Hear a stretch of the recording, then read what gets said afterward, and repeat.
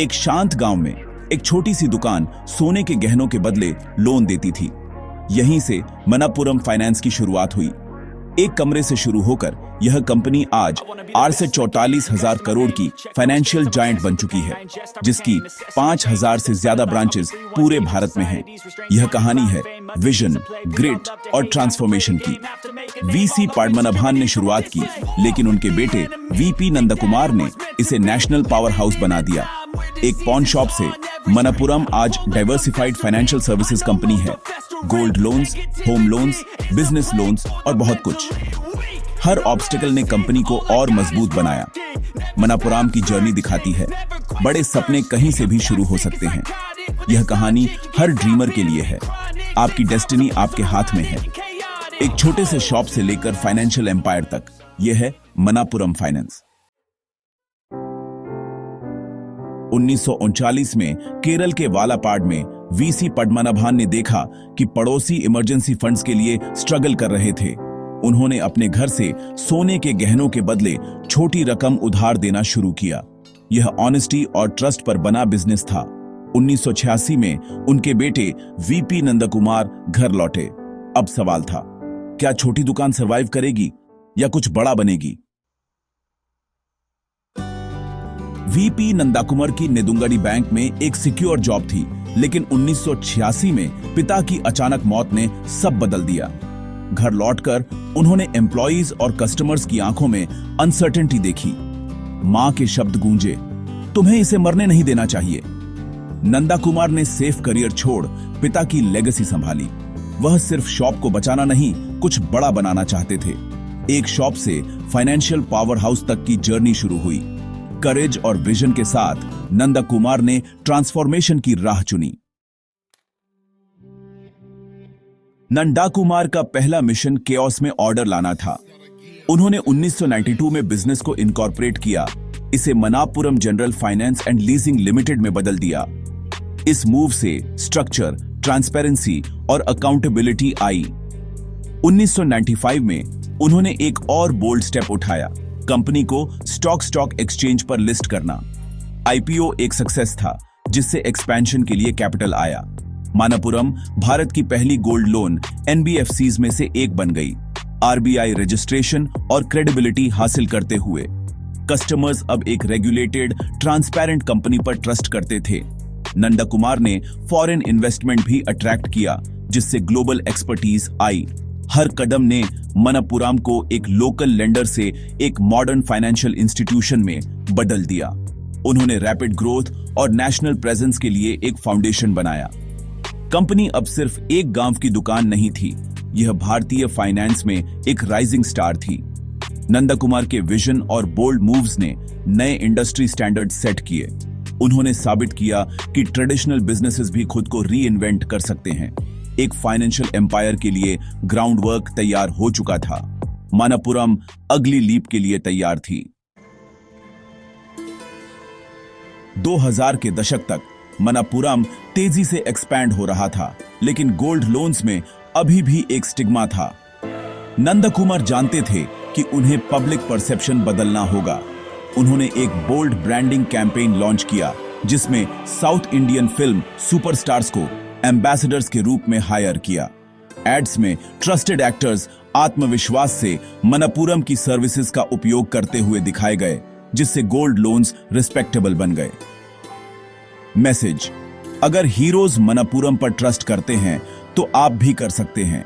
Campaign एक game changer था। मनापुरम एक हाउसहोल्ड नेम बन गया। गोल्ड लोन्स के आसपास की शेम फेड हो गई और सभी वॉक्स ऑफ लाइफ के कस्टमर्स गर्व से अंदर चले आए। नंदकुमार ने बाद में स्ट्रैटेजी को नेशनल स्तर पर ले गए। बॉलीवुड स्टार अक्षय कुमार को साइन किया। ब्रांड की रीच एक्सप्लोड हो गई और बिजनेस बूम हो गया। लेसन, ब्रांड बिल्डिंग में इन्वेस्ट करना पे ऑफ करता है। मनापुरम ने साबित किया कि ट्रेडिशनल बिजनेसेस भी मॉडर्न मार्केटिंग का उपयोग करके ग्रो कर सकते हैं।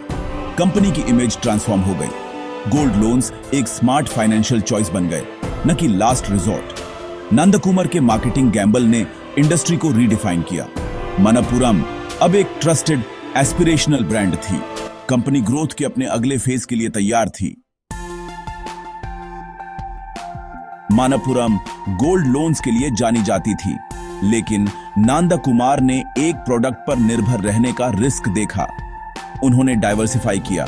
सबसे पहले 2014 में आशीर्वाद माइक्रो फाइनेंस का एक्विजिशन करके माइक्रो फाइनेंस में। इस मूव ने रूरल विमेन को एम्पावर किया और मानापुरम की रीच का विस्तार किया। आशीर्वाद भारत की सबसे बड़ी माइक्रो फाइनेंस इंस्टीट्यूशंस में से एक बन गई। इसके बाद होम लोन्स, व्हीकल लोन्स और इंश्योरेंस आए, कस्टमर्स की हर फाइनेंशियल नीड को सर्व करते हुए। कंपनी ने नए प्रोडक्ट्स को क्रॉस सेल करने के लिए अपने वास्ट ब्रांच नेटवर्क का लाभ उठाया। डाइवर्सिफिकेशन से स्टेबिलिटी और नए ग्रोथ एवेन्यूज आए। मानापुरम अब सिर्फ एक गोल्ड लोन कंपनी नहीं थी, यह एक फाइनेंशियल कंग्लोमरेट थी। अगर एक सेक्टर धीमा हो जाता तो दूसरे कंपनी को स्ट्रांग रखते। नंदा कुमार की फोरसाइट ने एक रोबस्ट, फ्यूचर रेडी एंटरप्राइज बनाया। कंपनी का ट्रांसफॉर्मेशन पूरा हो चुका था। मानापुरम अब भारत के फाइनेंशियल सेक्टर में एक लीडर के रूप में खड़ी थी। एक सिंगल प्रोडक्ट से एक डाइवर्सिफाइड पावर हाउस तक की जर्नी एक मास्टर स्ट्रोक थी। ट्रू लीडरशिप कल के लिए निर्माण करने के बारे में है। हर महान कंपनी तूफानों का सामना करती है। मानापुरम कोई अपवाद नहीं था। 2016 में डिमोनेटाइजेशन ने बुरी तरह मारा, कैश बेस्ड गोल्ड लोन्स को बाधित किया, प्रॉफिट्स गिरे, लेकिन नंदा कुमार ने क्राइसिस में अपॉर्चुनिटी देखी। उन्होंने डिजिटल ट्रांसफॉर्मेशन को गति दी, online gold loans, digital repayments, tech driven efficiency. Regulatory changes ने नई चुनौतियां लाईं, लेकिन मानापुरम का कंप्लायंस पर ध्यान देना पे ऑफ किया। जबकि छोटे प्लेयर्स स्ट्रगल कर रहे थे, मानापुरम ने अडेप्ट किया और थ्राइव किया। नंदा कुमार की फिलॉसफी चेंज को एम्ब्रेस करो, रेगुलेटर्स के साथ कोऑपरेट करो और ट्रांसपेरेंसी बनाए रखो। स्ट्रॉन्ग एथिक्स और गवर्नेंस कंपनी का शील्ड बन गए। हर चैलेंज ने मानापुरम को और ज्यादा स्ट्रॉन्ग और रेजिलिएंट बनाया। कंपनी ने साबित किया कि वह किसी भी तूफान का सामना कर सकती है। नंदा कुमार की लीडरशिप ने ऑब्स्टिकल्स को ग्रोथ के लिए कैटलिस्ट्स में बदल दिया। जर्नी कभी आसान नहीं थी, लेकिन हमेशा आगे बढ़ती रही। ट्रू लीडर्स चुनौतियों का सीधे सामना करते हैं। मानापुरम की कमबैक उसकी स्ट्रेंथ का एक टेस्टमेंट था। 2024 में मानापुरम ने एक हिस्टोरिक पार्टनरशिप के साथ हेडलाइंस बनाई। बेन कैपिटल ने आशीर्वाद माइक्रो फाइनेंस में 11,000 करोड़ का इन्वेस्ट किया, एक मैसिव वोट ऑफ कॉन्फिडेंस। यह भारतीय माइक्रो फाइनेंस में सबसे बड़े प्राइवेट इक्विटी डील्स में से एक था। पार्टनरशिप से सिर्फ कैपिटल ही नहीं, बल्कि ग्लोबल एक्सपर्टीज और टेक्नोलॉजी भी आई।